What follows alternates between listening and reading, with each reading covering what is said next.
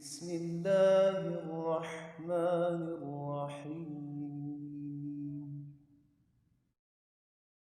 And look, even in our Sharia, Allah subhanahu wa ta'ala is telling you, I will forgive you if you don't pray, if you don't fast, if you don't go to Hajj. That's between you and me. But if you backbite someone, you will never, even if you come with all your Hajj, with all your fasting, with all your praying, with Qiyam al-Layl, with all of that, Jibal, go and ask him to forgive you.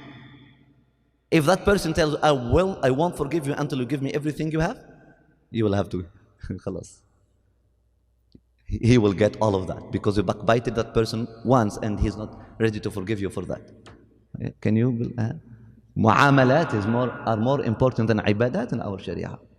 And some people, they come today and they will tell you Tawheed is the first thing or Salat is the first thing after Mu'amalat.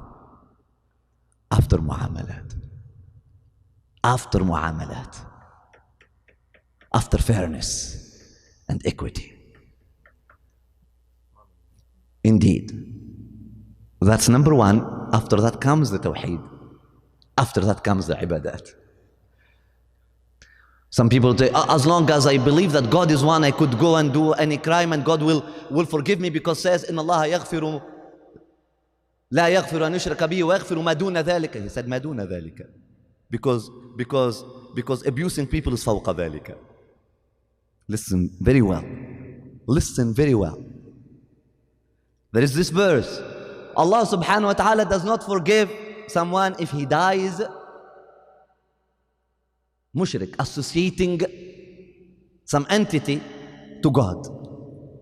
But he will forgive anything less than that.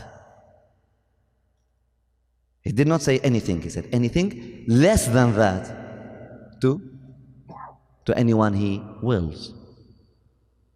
Some people understand this hadith that khalas, shirk is worse, and anything, even raping a woman, even backbiting a person, even taking the right of the money of an orphan, even abusing someone. The verse says maduna dhalika. He said less than that, because abusing a human being, a creation, not a human being, is more dangerous than associating someone to God. It's fawqa dhalika. It's above that. I'm not bringing this like, this is not a revolution. This is what our ancestors not only taught, but they lived by that. They lived by that. They lived by that.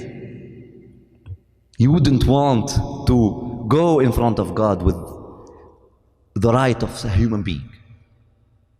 One single human being. Even a cat. You know the hadith? They taught us that hadith when we were young. You know? Rasulullah sallallahu alaihi wasallam, there was a woman, a prostitute, who went to Jannah. Oh, wait a minute. Mistake? No. A prostitute went to Jannah. Why? Because she gave a thirsty dog to drink.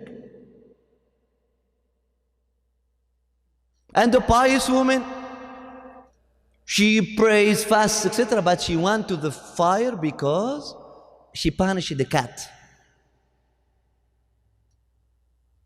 She gave a cat a death sentence.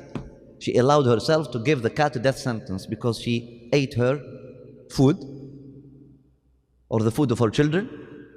She left the cat in a room until that cat died. Hell. I won't worship a God if he doesn't put a person like that in the hell. Absolutely. It's not because I love cats, it's not because I'm biased, but absolutely. How could you do that? Even to the worst of human beings.